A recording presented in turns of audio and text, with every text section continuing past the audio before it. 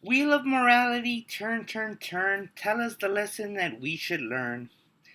I'm Alexis Duran, and this is Dealing with the Supernatural. And I'm the guy who tells you how to deal with it. Today, I get to pick the topic, so I'm picking something a little out there. Something you're more likely than not have heard. Was that sentence grammatically correct? I don't think it was, but let us continue. Among for Earth, this subject is a little higher on the food chain. We're talking Doctor Strange levels of magic, like other realms and dimensions. So your common wizard might not be aware. And I am talking about the Wheel of Fate. Now, I'm sure you guys have conjured some sort of idea of big wheel and you spin it and it decides your destiny, which is kind of, yeah, it kind of is, but that's not the whole story. In fact, it's at very best a slice of the story, and I do like me some stories. That's how me and my counterpart Ivan get along. We both like stories. We tell stories. That's our thing. So, let me tell you a story. Though, admittedly, I can't tell you if it's true or not. Who's to say? A long, long time ago, somewhere far away, there was a godling. A god of games, a god of contest, a god of chance. And we shall refer to him as such, as chance. Gods are a unique state of being. They are powerful, they are essentially immortal, but they're also very fragile. They feed off the worship of their and prayers and the hopes and the wishes of their followers, the people that worship them.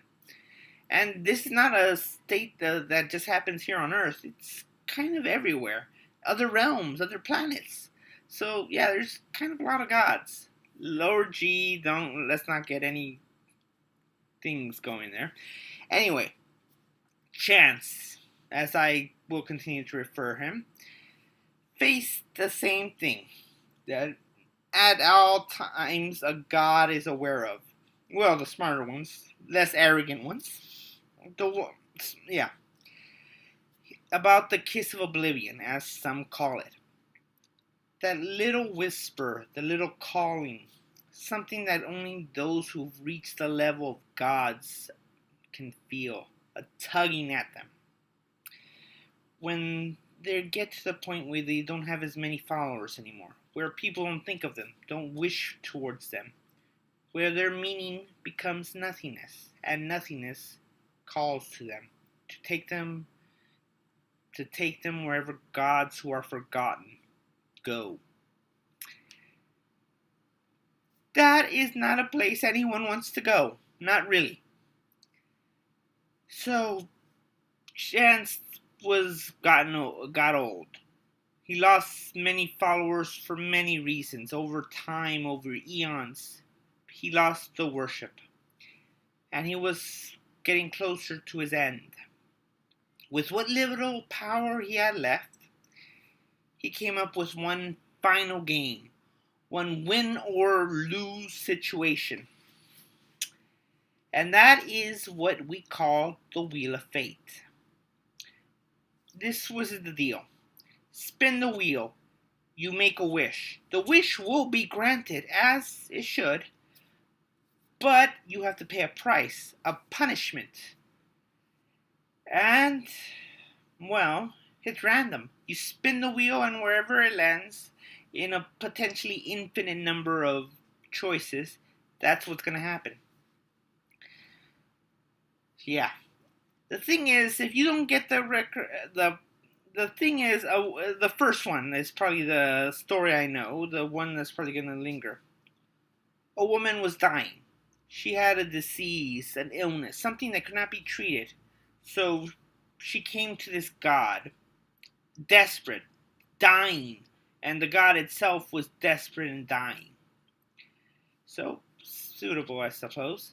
She spun the wheel, for if she died, she would die either way. But if she had fortune on her side, well, who knows what would happen. Out of an infinite number of shoots, she survived. She got her wish. She was healed. She was back in peak condition. And the wheel landed on. She lost an arm. Yeah, it's grisly to find your arm suddenly cut from your body. And though it was painful, she got what she wanted. She was healed. Her illness was gone. Though it hurt, she would be able to survive that. She counted herself blessed, lucky, a small fraction of her being, so the rest could survive. It sounded like a win scenario for her. She was thankful. She was fine with the blood she spilled. And she carried on the message. She became an acolyte. And that's where things got weird. More people came to the god's fallen temple to spin the wheel, to make a wish. Some were greedy, some, and most of them, the smarter ones, were desperate. Some wished for riches and found only tragedy. Some wished for salvation but found destruction. And some found hope. And that's what the whole worship really runs on, doesn't it?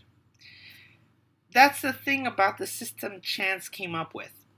It's fair. He didn't lie about anything. He admitted that there's an infinite possible solutions and outcomes for you to have. You will get your wish, but there will be a cost, some sort of punishment, some negative scenario. How bad it will be is not up to him. It is up to Chance itself. Yeah, which is ironic, I suppose, the way I'm phrasing it. But many people came to him desperate. No other solutions could be found. They were willing to risk it. And he gained power because people hoped and wished upon him, and often spilled blood in his name, their own blood, willingly. And that's where it keeps going. Once, like all things, the world died for one reason or another. It doesn't really matter a story. But the worship and the whispers of this God spread out across the stars, upon the worlds, and through the countless cultures. A spell, a ritual, a prayer was formed. A way to call upon Chance and his wheel, the wheel of fate, to spin it if you are so brave, so desperate enough for a wish. And yeah, that's kind of mingled into our cultures too.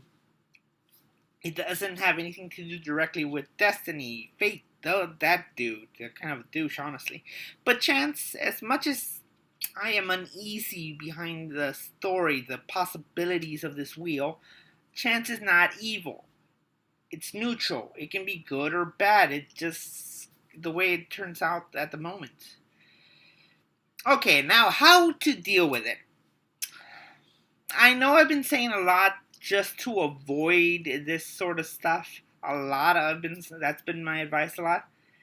But if you're desperate to call upon the wheel of fate, you probably already in a no-win scenario. This could be your outcome, where you get any positive outcome. Alright, if you're gonna do this, I'm not gonna tell you the ritual. Honestly, I don't think it really depends on any specific words.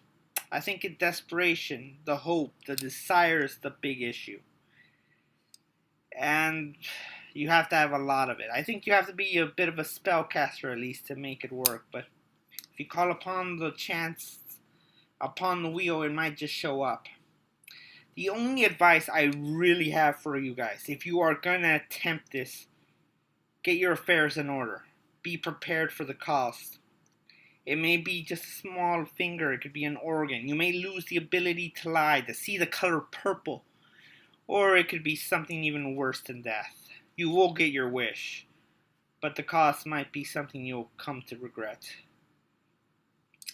I know it's cliched, but be careful what you wish for. Just be careful. And in that sour note, I end this video. And yeah, I guess that's it. It was kind of grim. Alright, so I've been Alexis Duran. Yeah, and like, subscribe, and comment below. If you have anything you want me to talk about, put it in the comments and I'll try to get to it. So, yeah. I don't know what else to say. I really like to leave these on a more upbeat note or funny, but a wheel that will punish you anyway is not a whole uplifting thing. Hopefully the next topic I get to will be a lot more cheery. So until then, keep sending. And like, subscribe, I guess? Yeah, okay. Yeah. I'm having an off night.